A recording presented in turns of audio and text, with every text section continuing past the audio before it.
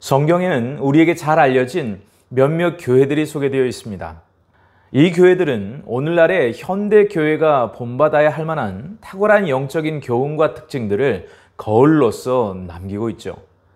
우리에게 잘 알려진 오순절 성령 강림으로 탄생하게 되었던 예루살렘 교회는 성령이 충만했던 교회, 다시 말해 성령의 사역이 강력하게 증거되었던 교회였습니다.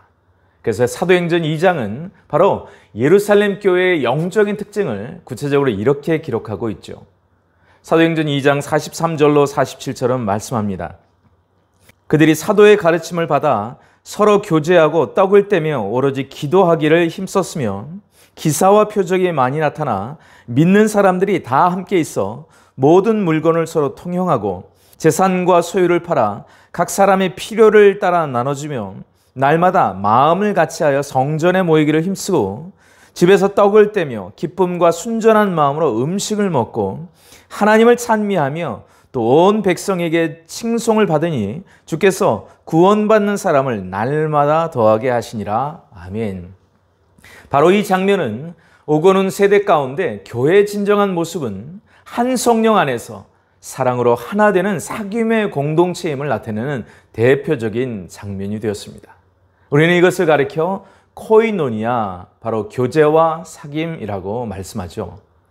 또한 그 중요도에 있어서 예루살렘 교회와 쌍벽을 이루는 또 하나의 교회가 있습니다. 그것은 바로 이방 선교의 선두주자이자 열방을 향한 선교의 교두보이자 기초가 되었던 바로 선교 중심적 교회인 안디옥 교회입니다. 왜 이 안디옥 교회가 오고 오는 모든 세대의 교회에 중요한가? 교회는 반드시 선교하는 교회여야 한다는 메시지를 담고 있기 때문에 그렇습니다. 선교신학자 찰스 반 엥게는 세상에 보냄을 받지 아니한 교회는 교회가 아니다라고 말하며 교회는 근본적으로 선교적 교회임을 강조하였습니다.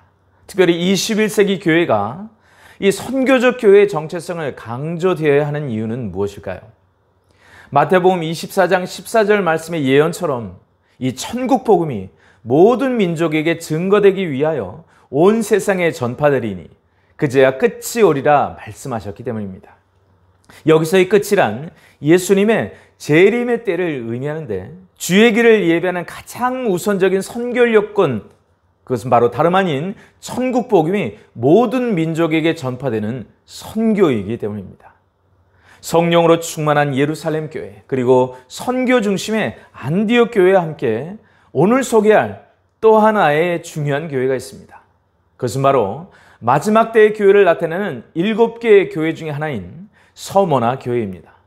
사실 우리에게 이 서머나 교회가 주는 첫인상은 요한계시록 2장과 3장에 등장하는 에베소 교회, 서머나 교회, 버가모 교회, 두아디라 교회, 사대 교회, 빌라델피아 교회, 그리고 라오디게아 교회에서 주님께 책망을 받지 않고 오직 칭찬만 받았던 2개의 교회 중에 하나라는 것입니다. 첫째는 무엇입니까? 서머나 교회요. 둘째는 빌라델피아 교회입니다. 주님께 책망 없이 칭찬을 받았다는 것은 이 교회에 나타난 그 모습이 진짜 주님의 교회야 라는 것을 뜻하기 때문이죠. 자, 그렇다면 주님은 이 서머나 교회의 메시지를 통해 과연 이 시대를 살아가는 교회요 성도된 우리가 무엇을 붙들고 우리의 어떠한 삶을 살아가기를 원하시는 걸까요? 우리 다 함께 계시록 2장 8절로 11절의 말씀을 함께 같이 읽겠습니다. 시작. 서머나 교회의 사자에게 편지하라. 처음이며 마지막이요 죽었다가 살아나신 이가 이르시되 내가 내 환난과 궁핍을 알거니와 실상은 내가 부요한 자니라. 자칭 유대인이라 하는 자들의 비방도 알거니와 실상은 유대인이 아니요 사탄의 회당이라. 너는 장차 받을 고난을 두려워하지 말라. 볼지어다 마귀가 장차 너희 가운데서 몇 사람을 옥에 던져 시험을 받게 하리니 너희가 10일 동안 환난을 받으리라. 내가 죽도록 충성하라. 그리하면 내가 생명의 관을 내게 주리라. 귀 있는 자는 성령이 교회들에게 하시는 말씀을 들을지어다. 이기는 자는 둘째 사망의 해를 받지 아니하리라. 아멘. 오늘 본문에서 소개하는 서머나 교회의 상황은 그야말로 핍박과 궁핍의 어려움 가운데 놓인 바로 그러한 교회임을 알 수 있습니다. 왜냐하면 환난과 궁핍 그리고 고난과 시험이란 단어가 연속해서 5번이나 등장하고 있기 때문인데요. 하지만 그럼에도 불구하고 그 모든 어려움을 이겼던 교회로서 서머나 교회를 통해 오늘을 살아가는 우리에게 과연 주님은 무엇을 말씀하시고자 하는 걸까요? 우리는 먼저 그 해답을 얻기 위해 당시 서머나 교회가 처해 있었던 역사적 상황화를 잠시 살펴볼 필요가 있습니다. 사실 현재의 서머나는 터키 서쪽 해안가에 위치한 이즈미르라는 항구 도시입니다. 터키 3대 대도시 중의 하나로서 이스탄불, 앙카라에 이어 3번째로 큰 대도시가 다름 아닌 현대의 이즈미르이자 과거의 서머나입니다. 지금은 완전히 폐허가 되어버린 과거 에베소와는 달리 이 서머나는요, 놀랍게도 지금도 여전히 무역과 경제 그리고 문화의 중심지로서 활발히 쓰임을 받고 있는 그런 도시이기도 하지요. 과거 사도 요한이 반모섬에서 요한계시록을 집필할 당시에 서머나의 인구가 대략 20만 명 정도였다 하니 그때나 지금이나 서머나 도시는 여전히 아름다운 대도시로서의 위용을 간직하고 있는 그러한 도시가 아닐 수 없습니다. 과거의 도시의 위용과 아름다움이 얼마나 아름다웠는지 많은 사람들에 의해 과거 서머나의 닉네임이 아시아의 보석으로 불려지기도 하였습니다. 자, 이러한 서머나의 지정학적 혜택은 장차 서머나에 어떠한 영향을 끼치게 되었을까요? 당시 권세를 떨쳤던 에베소가 점점 쇠퇴해가면서 동시에 서머나는 떠오르는 샛별처럼 신흥무역의 중심지로 급부상하게 되죠. 그 결과 점차 서머나는 경제적으로 부유한 막강한 도시로 성장하고 발전하게 됩니다. 문제는 무엇인가? 서머나란 도시 자체가 경제적인 부와 결부된 정치적인 친로마 정책을 적극적으로 펼치게 되면서부터 로마 정부로부터 특별한 배려를 받는 시녀의 도시로 점차 전락하게 됩니다. 흥미로운 사실은 바로 이러한 상황이 가져온 새로운 결과였습니다. 즉, 서머나라는 도시 자체가 이제는 로마 황제 숭배 사상으로 점철된 도시로 변질되게 되었다는 것이죠. 서머나 교회는 바로 이러한 서머나 도시의 정치, 경제, 그리고 종교적인 변화의 소용돌이 속에서 예수를 믿기 때문에 당할 수밖에 없는 불이익과 고난을 자발적으로 감수하면서 견고하게 신앙을 지켜냈던 교회였던 것입니다. 오직 신앙을 지키기 위해 고난받다가 피 흘려 순교하는 자들까지 출산하게 되었던 주님의 사랑의 숨소리가 들리는 그러한 교회였던 것입니다. 사랑하는 여러분, 우리가 요한계시록의 7교회의 말씀을 읽으며 던지게 되는 가장 중요한 질문 하나가 무엇인 줄 아십니까? 서머나 교회가 오늘을 사는 크리스찬들에게 던지는 가장 중요한 레슨은 과연 무엇인지 아시는지요? 그것은 바로 어떻게 서머나 교회와 그 교회의 성도들이 그 모진 고난의 공격 앞에서 그토록 위대하고 찬란한 승리를 거둘 수 있었을까라는 것입니다.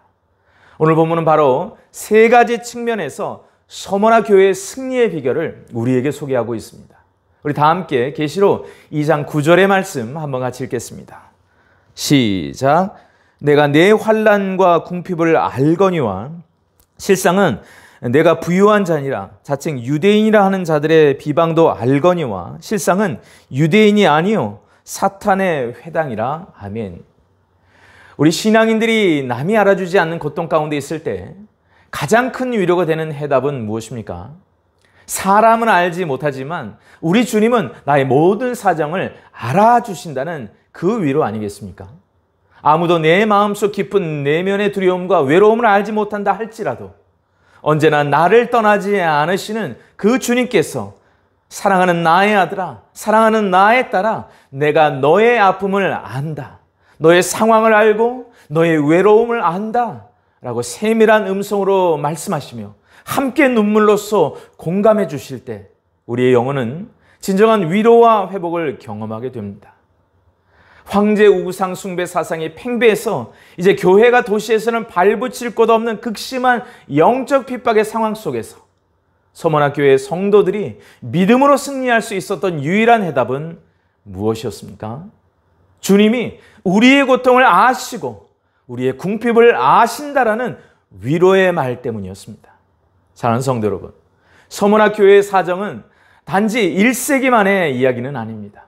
그것은 오고 오는 모든 세대 가운데 자신의 신앙을 지키기 위해 고통도 감수해야 했던 모든 신앙인들의 공통된 영적인 아픔이자 흔적일 수 있습니다. 자, 그렇다면 서머나 교회 성도들이 겪었던 이 고통은 구체적으로 무엇을 의미하는 걸까요? 앞서 잠시 언급했지만 서머나 교회의 고통의 환난은 주님이 아닌 로마 황제의 숭배 사상을 강요했다는 것이죠. 그때 당시의 로마 황제는 도미티안 황제였는데 선왕이 네로 황제보다 기독교 말살 정책에 훨씬 더 열심히 특심인 황제였습니다. 그래서 기독교 말살 정책을 조직화했을 뿐만 아니라 한술 더 또 자신을 신격화시켜 로마 식민지 내의 모든 나라 백성들이 자기를 숭배하도록 강요했던 황제였습니다. 이때 도미티안의 정면으로 반박하는 자들의 운명은 어떻게 되었습니까? 투옥당하거나 화형당하거나 짐승에게 던져지거나 톱으로 켜 죽임을 당하는 일이 비일비재했던 것이죠. 사랑하는 여러분, 이것은 단지 과거 서머나 교회 시대 도미티안 황제 때만 일어난 사건은 아닙니다. 놀랍게도 이러한 일들은 장차 주님이 이 땅에 재림하시기 직전 마지막 때에 등장할 적그리스도가 42달 동안 행하게 될 행위와 똑같이 재현될 바로 그 성경의 예언이라는 것입니다. 우리 다 함께 데살로니가후서 2장 4절 그리고 계시록 13장 15절로 18절의 말씀 한번 같이 읽겠습니다. 시작. 그는 대적하는 자라 신이라 불리는 모든 것과 숭배함을 받는 것에 대항하여 그 위에 자기를 높이고 하나님의 성전에 앉아 자기를 하나님이라 내세우니라. 아멘. 계시록 13장 15절로 18절 말씀.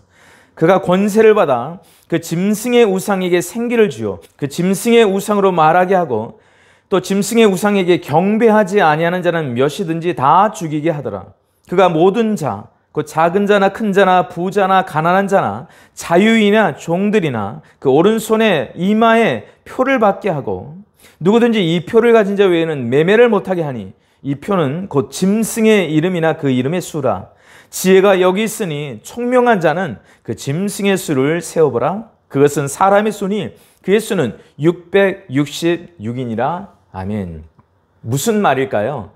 초대교회 시대의 도미티안 황제의 교회를 향한 핍박과 마지막 때의 적그리스도의 교회를 향한 핍박은 똑같이 재현되게 될 것이라는 사실입니다. 어떻게 해요? 자신을 하나님으로 숭배하도록 강요하며 숭배하지 않는 사람은 모두 다 죽이게 한다는 것입니다. 특별히 주님께서 서머나 교회 성도를 향하여 계시록 2장 9절에 하신 말씀은 내가 너의 환난과 궁핍을 안다라는 위로의 말씀이었습니다. 여기서 환난은 황제를 숭배하지 않을 때 찾아오는 환난입니다. 그렇다면 또 다른 궁핍의 아픔은 무엇입니까? 당시 서머나 도시에는 상인들의 조합인 길드 조직이 형성되어 있었습니다. 그런데 이 길드 조직은 사업의 번창과 무역의 흥황을 위해 1년에 몇 번씩 우상에게 제사를 지내는 페스티벌 형식으로 열렸다고 하죠.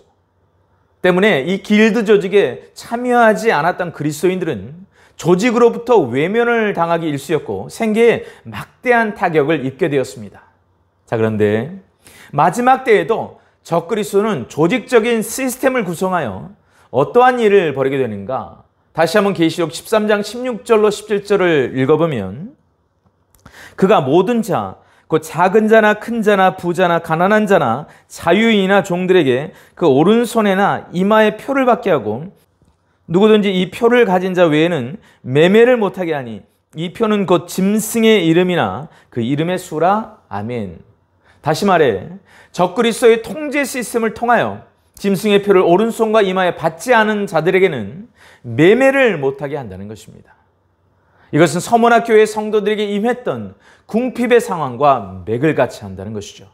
사랑하는 성도 여러분, 혹시 여러분은 예수를 믿는 것 때문에 당한 궁핍함이 있으신지요? 신앙의 순수함을 지켜내기 위해서 애쓰다가 당하게 된 가난함을 경험해 보신 적은 없으십니까? 주님께서 서머나 교회 성도들을 향해 하신 말씀은 무엇입니까? 우리 다 함께 계시록 2장 9절 상반절 말씀 함께 같이 읽겠습니다. 내가 내 환난과 궁핍을 알거니와 실상은 내가 부요한 자니라. 아멘. 비록 육신적으로 너희가 가난하다고 할지라도 하나님 나라에서는 부요한 자라는 것입니다. 이것은 결코 믿음을 지키기 위해 당하는 환난과 궁핍을 피하라는 말이 아닌 것입니다. 이것은요, 현실적으로 너희가 궁핍하여 마음껏 먹을 수 없고 마음껏 쓸 수 없어 힘들지라도 결코 타협하지 말라는 의미입니다. 믿음 때문에 타협하지 않고 신앙을 견제하는 그것이야말로 진정한 의미의 영적인 부요라는 것입니다. 왜 그럴까요? 누가복음 12장 16절로 21절에 보면 어리석은 부자의 비유가 나옵니다. 그의 농사가 잘 되어 스스로 만족하여서 내 영혼이 여러 해 쓸 물건을 많이 쌓아두었으니 평안히 쉬고 먹고 마시고 즐거워하자 말합니다. 그때 하나님께서 이 어리석은 부자에게 하신 말씀이 무엇입니까? 어리석은 자야, 오늘 밤에 내 영혼을 도로 찾으리니 그러면 내 예비한 것이 네 것이 되겠느뇨? 라고 말씀하시면서 다음과 같이 끝을 맺고 있습니다. 자기를 위하여 재물을 쌓아두고 하나님에 대하여 부요치 못한 자가 이와 같으니라. 아멘. 사랑하는 여러분, 하나님께서 이 말씀, 이 비유를 통해서 강조하는 요지는 무엇입니까? 현실의 문제 때문에 영원한 구원을 타협하지 말라는 것입니다. 사랑하는 여러분, 그렇다면 우리가 마지막 때에 장차 다가올 적그리스도의 공격 앞에 우리는 어떠한 신앙으로 반응해야 할까요? 바로 서머나 교회에게 하신 말씀이 마지막 때를 승리하는 동일한 우리의 영적인 해답이 될 줄 믿습니다. 우리 다 함께 계시록 2장 10절의 말씀 함께 같이 읽겠습니다. 시작. 너는 장차 받을 고난을 두려워하지 말라. 볼지어다 마귀가 장차 너희 가운데에서 몇 사람을 옥에 던져 시험을 받게 하리니 너희가 10일 동안 환난을 받으리라. 내가 죽도록 충성하라. 그리하면 내가 생명의 관을 내게 주리라. 아멘. 계시록 2장 10절에서 말씀하고 있는 서머나 교회 성도를 향한 주의 위로의 말씀은 무엇입니까? 장차 받을 고난을 두려워하지 말라는 것입니다. 이것은요, 고난을 피하는 것이 아닙니다. 오히려 다가올 고난 앞에 당당히 맞서라는 권면의 말씀인 것이죠. 둘째는 죽도록 충성하라는 것입니다.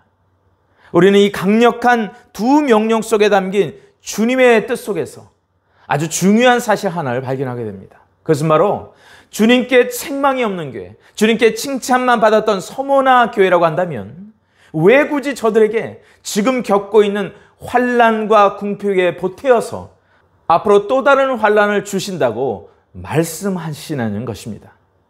하나님을 잘 섬기면 만사가 형통하고 복을 받아야지 왜 어려움이 온다고 말씀하실까요? 믿지 않는 사람들이 볼 때는 그렇게 의리 없는 하나님이라면 믿을 필요가 없다고 할 것 아니겠습니까? 이것은 무슨 말일까요? 서머나 교회 성도들이 당하는 고난의 상황은 하나님께서 무관심하시거나 능력이 모자라서 그런 것이 아니라는 것입니다. 하나님은 그들이 당하고 있는 환난과 궁핍을 아십니다. 그것은 달리 말해 하나님께서 하나님의 섭리 가운데, 바로 하나님의 경륜 가운데 그 시간을 허용하셨다라는 것을 의미하죠. 무엇을 위해서? 우리를 하나님의 참된 걸작품으로 태어나게 하기 위해서. 사랑하는 여러분, 하지만 작품은 만들어져 가는 과정이 깁니다. 상품과 작품의 차이점이 무엇인지 아십니까? 화려한 상품은요, 화려한 조명을 받으며 사람들의 관심을 받을 때 작품은 대패로 깎이고 정으로 쪼이고 인고의 시간을 보낸다는 것입니다. 상품은 진열대에 머무는 시간이 지나면 유행이 지나 창고에 처박혀 결국 쓰레기통에 버려지지만 작품이란 시간이 지나면 지날수록 그 가치와 진가가 드러나게 됩니다. 바로 이처럼 그리스도인의 고난이란 대개 두 가지로 찾아옵니다. 하나는 우리의 잘못으로 인해 오는 징계로서의 고난, 그리고 또 하나는 우리의 잘못과 상관없이 우리의 성숙을 위해서 어려움으로 다가오는 연단일 수 있습니다. 자, 그렇다면 서머나 교회에 그 고난을 허락하신 예수님은 과연 어떠한 예수님으로 나타나셨을까요? 계시록 2장 8절 상반부는 이렇게 말씀합니다. 나는 처음이며 마지막이다. 처음과 마지막은 무슨 뜻입니까? 역사를 시작하는 분이 예수이고 역사를 마치시는 분도 예수시며 그 역사를 시시각각 주관하시는 바로 그분이 예수시라는 것입니다. 바로 그 주님이 우리의 환난과 궁핍을 아시는 분이실 뿐만 아니라 그 환난 가운데서 우리와 함께 하시는 분이시다라는 거예요. 주님께서 서머나 교회를 향해 장차 다가올 고난도 두려워하지 말라고 왜 말씀하십니까? 주님이 처음과 마지막에 하나님으로서 모든 것을 알고 있으며 또한 모든 과정 속에서 함께 할 것이라고 언약하고 계시기 때문입니다. 야고보서 1장 12절로 13절은 말씀합니다. 시험을 참는 자는 복이 있나니 이런 시련을 견디어낸 자가 주께서 자기를 사랑하는 자들에게 약속하신 생명의 면류관을 얻을 것이기 때문이라. 사람이 시험을 받을 때에 내가 하나님께 시험을 받는다 하지 말지니 하나님은 악에게 시험을 받지도 아니하시고 친히 아무도 시험치 아니하시니라. 아멘. 사랑하는 성도 여러분, 우리는 코로나 팬데믹이란 고난의 시간을 통과하고 있습니다. 하지만 이것이 한국교회의 뿌리 깊은 양적 팽창의 욕망을 팬데믹으로 인해 근본적으로 충족될 수 없는 상황에 놓이게 만들었습니다. 그 좌절로 인해 교회는 우왕좌왕하는 모습까지 적나라하게 드러내고 있습니다. 하지만 역설적인 것은 이것은 더 없는 교회와 성도의 신앙 갱신에 좋은 기회일 수 있다는 것입니다. 교회사를 둘러보면 특별히 전염병이 창궐했을 때 오히려 교회는 영적 부흥의 시기를 맞이하는 경우가 많았습니다. 왜냐하면 그 전염병의 고난 앞에서 교회와 성도가 죽고 다시 살아나 여호와께 돌아갔기 때문입니다. 오늘 서머나 교회를 향해 예수님께서 자신을 나타내신 두 번째 정체성은 무엇입니까? 계시록 2장 8절 후반부는 이렇게 말씀합니다. 죽었다가 살아나신 이가 이르시되 아멘. 우리에게 다가오는 고난의 시간, 궁핍의 시간, 핍박의 시간은 죽음의 시간이 될 것입니다. 그러나 그것은요 결코 끝이 아니라는 거예요. 그 죽음이란 영광스러운 부활의 삶을 위한 반드시 통과해야만 할 시간이기 때문에 주님은 죽기까지 충성하라 말씀하신 거예요. 그리고 서머나 교회 성도들을 향해 나는 죽었다가 다시 살아난 자라고 말씀하셨던 것입니다. 그것은요 우리 역시 결코 죽지 않는 자라는 것을 의미합니다. 주님이 부활의 첫 열매가 되셨기 때문에 그래서 고난을 두려워하지 말라 하셨던 겁니다. 우리도 살아난다는 거예요. 여기서 한 가지 감사한 것이 있습니다. 그 고난은요 길어봤자 10일이라는 짧은 기간 동안만 허락하셨다는 것이죠.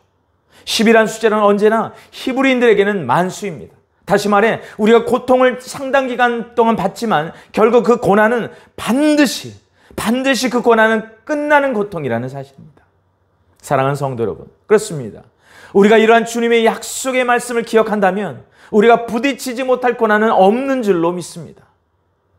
주님의 또 한 가지 명령하신 부분이 무엇입니까? 그것은 바로 내가 죽도록 충성하라는 말씀인데요. 영어로는 be faithful even to the point of death입니다. 즉 이 뜻은 죽을 정도로 충성하라는 의미가 아니에요. 여기서 죽도록 충성하라의 죽도록이라는 의미는 죽는 한이 있어도 충성하라. 그리고 죽는 순간까지 충성하라는 뜻입니다. 우리의 관심사의 대부분이 무엇입니까? 어떻게 하면 잘 사는가입니다.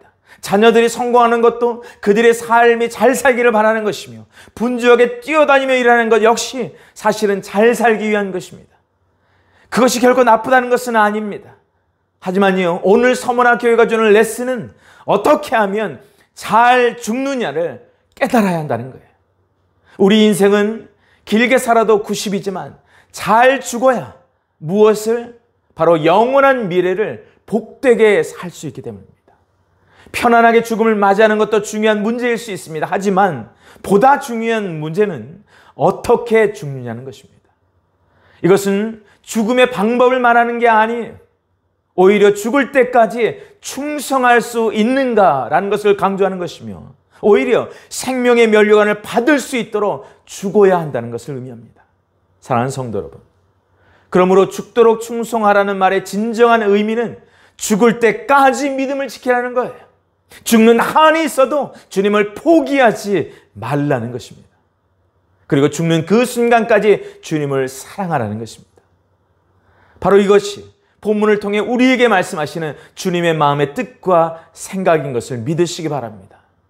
마지막 그렇다면 고난 후에 바로 약속된 영원한 상급은 무엇이라고 말씀합니까?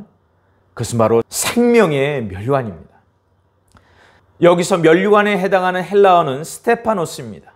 이것은 왕에게 주어지는 왕관을 의미하지는 않습니다. 오히려 이것은요, 경기를 끝까지 경주한 승리자에게 주어지는 승리의 면류관을 의미하는 것입니다. 서문학교의 성도들은 다름 아닌 주께서 씌워주실 이 생명의 면류관을 믿음의 눈으로 바라보면서 그 고난과 핍박과 궁핍을 이길 수 있었던 것입니다. 그리고 그 영광의 비전이 그들로 하여금 어떤 고난도 인내하게 하고 이겨낼 수 있는 능력으로 작동할 수 있었던 것이죠. 사랑하는 성도 여러분, 디모데후서 4장 7절로 8절은 이렇게 말씀합니다. 내가 선한 싸움을 싸우고 나의 달려갈 길을 마치고 믿음을 지켰으니 이제 후로는 나를 위하여 의의 면류관이 예비되었으므로 주 곧 의로우신 재판장이 그 날에 내가 주실 것이니 내게만 아니라 주의 나타나심을 사모하는 모든 자에게니라 말씀합니다. 그렇습니다. 여러분에게 다가오는 시험을 주님과 함께 이겨내십시오. 처음과 마지막이요 죽었다 살아나신 분인 바로 그분 예수 그리스도가 여러분과 함께 하실 것입니다. 그리고 기억하십시오. 주님은 여러분을 넘어지게 하시기 위해 고난을 허락하신 것이 아니라는 것입니다. 여러분을 하나님의 작품으로 만드시기 위해 그 고난의 과정을 허락하신다는 사실을 믿으시기 바랍니다. 무엇보다 주님은 저와 여러분을 위해 이미 예비하신 생명의 면류관을 친히 씌워주시기 위해 오늘도 우리의 인생의 경기장에서 우리를 응원하고 계시는 줄 믿습니다. 우리의 모든 아픔과 고난의 상황을 아시는 주님, 그리고 아실 뿐만 아니라 우리와 항상 함께 하시는 그 주님께서 오늘을 사는 신서문학교의 성도된 저와 여러분들의 삶의 부활의 능력으로 우리를 승리케 하시기를 주님의 이름으로 축원합니다. 말씀을 마치면서 오늘 우리에게 말씀하시는 주님의 마음의 뜻과 생각을 다시 한번 서머나란 이름을 통해 상고했으면 좋겠습니다. 서머나란 이름에는 향수의 일종인 모략이란 뜻이 담겨 있습니다. 그런데 이 모략은 그 특성상 두드리고 으깰수록 짓눌리고 부서질수록 더욱 아름다운 향기를 뿜어낸다고 합니다.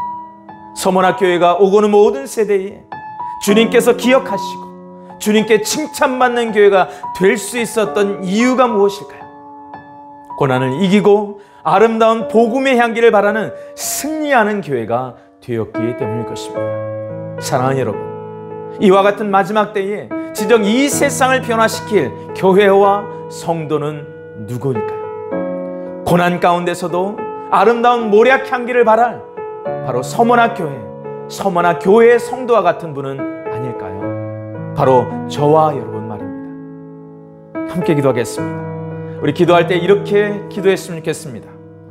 사랑의 하나님, 우리의 모든 고난의 사정을 아시는 주님께서 오늘도 우리 앞에 놓인 경주를 끝까지 경주할 수 있는 용기를 허락하여 주옵소서. 생명의 면류관을 우리에게 주시기 위해 십자가의 고난을 감당하신 주 예수 그리스도의 사랑을 붙들고 오늘도 모략 향기를 바라는 주님의 거룩한 신부의 여정을 걸어가게 하여 주옵소서. 우리 믿음의 시련이 불로 연단하여도 없어질 금보다 더 귀하여 예수 그리스도에 나타나실 때에 칭찬과 영광과 존귀를 얻게 하시되 이 세상을 비추고 그래서 변화시키는 오늘을 살아가는 부활신앙의 신서문학교회로 일어서게 하여 주옵소서. 우리 다 함께 이 기도 제목을 가지고 기도함으로 나아가겠습니다. 기도합니다.